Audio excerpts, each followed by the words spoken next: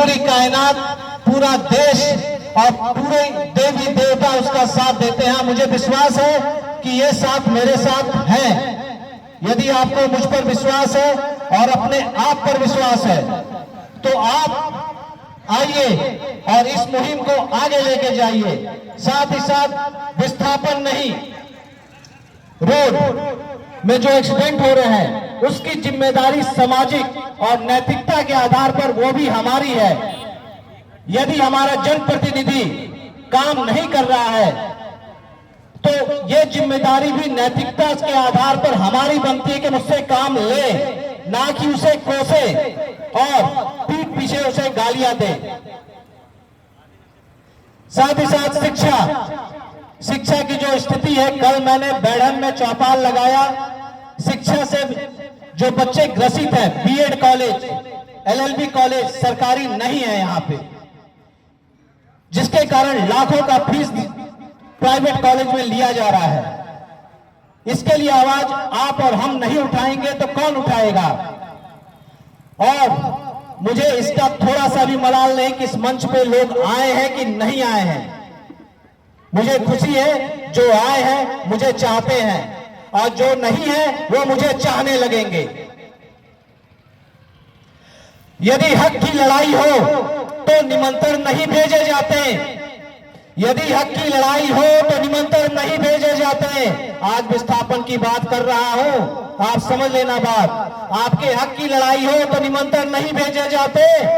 जिनका जमीर जिंदा है, जिनका जमीर जिंदा है वो अपने आप चले आते हैं, अपने आप चले आते हैं। यदि जमीर जिंदा है तो आप आओगे और नहीं जिंदा है तो आप जहां हो वहीं रह जाओ, कोई फर्क नहीं पड़ता किसी को। वो एसी कमरे में बैठा हुआ व्यक्ति आपको सलाह देता है, जमीन आपका, घर आपका, अस्तित्व आपका, और मूल्यांकन वो एनसीएल का अधिकारी करेगा। आपके मूल्यांकन का, आपके घर का पैसा मूल्यांकन, जो भी जमीन का पैसा मूल्यांकन, ये क्या चल रहा है? आपके बच्चों की शिक्षा कहां जाएगी? आपको चिंता नहीं। जब जब इस सिंगरौली का इतिहास लिखा जाएगा उसमें यह आवाज आएगी कि किसी व्यक्ति ने, सोनू सिंह ने, प्रेम प्रकाश ने, विस्थापन मंच ने इस आवाज को बुलंद किया था। और आप उदाहरण बनोगे कि आप साथ नहीं दिए थे, आप अपने आप का साथ नहीं दिए थे। और जो व्यक्ति अपने आप से हारा होता है वो कोसा जाता है। मुझे गर्व है इस समाज के ऊपर कि मेरा नाम लिया जाएगा एक अभिमन्यु की तरह, जो जानता था कि मेरी मृत्यु तय है, उसके बाद भी उसने चक्र को तोड़ा। और मुझे पता है कि मैं जीतूंगा, भले मैं अकेला हूं। मैं आपको विश्वास दिलाने आया हूं, सिंगरौली परिवर्तन करने आया हूं, नई सोच लेकर आया हूं, नया विश्वास लेकर आया हूं, आपके बीच आया हूं, जगाने आया हूं। यदि आज आप नहीं जागे तो दुनिया का कोई ताकत आपको नहीं जगा सकता, क्योंकि आपके अस्तित्व की लड़ाई है। और जब बात असूलों पे आ जाए, जब बात असूलों पे आ जाए तो टकराना जरूरी है। जब बात असूलों पे आ जाए तो टकराना जरूरी है। अगर जिंदा हो, यदि जिंदा हो तो जिंदा नजर आना जरूरी है।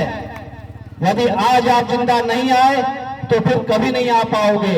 और ये एनसीएल वाले आपके बीच में एक ब्रोकर, जिसे शुद्ध भाषा में दलाल कहते हैं, छोड़ दिया गया है कि आप वहां जाओगे। मेरे पास कॉल आया था, फोन आया था सुबह ही कि भैया हम आएंगे आपके पास, तो हमारा फोटो चिपका दिया जाता है एनसीएल गेट पे कि इसे अंदर मत आने देना। मैं आपको विश्वास दिलाता हूं कि वो पैसा आपके घर पहुंचाएंगे तब आपकी जमीन ले पाएंगे, नहीं तो किसी की हैसियत नहीं है कि आपकी जमीन ले ले। और ये मैं मंच से इसलिए कह रहा हूं क्योंकि ये कानून कहता है, ये मेरा व्यक्तिगत नहीं, कानून की धारा है जिसे लॉ एक्ट के नाम से जाना जाता है। और आपको क्या मिल रहा है, नहीं मिल रहा है, आपको कुछ पता नहीं है। आप भ्रमित हैं। भ्रमित इसलिए है क्योंकि आपको जानकारी नहीं है। आप मंच के वरिष्ठ लोगों से पूछ लेना, अकेले में चले जाना, या तो इंटरनेट का जमाना है, पढ़ लेना। जब आप पढ़ लोगे, समझ लोगे, तब आप मुझे कॉल करके बोलना कि भाई तूने सही कहा था या गलत।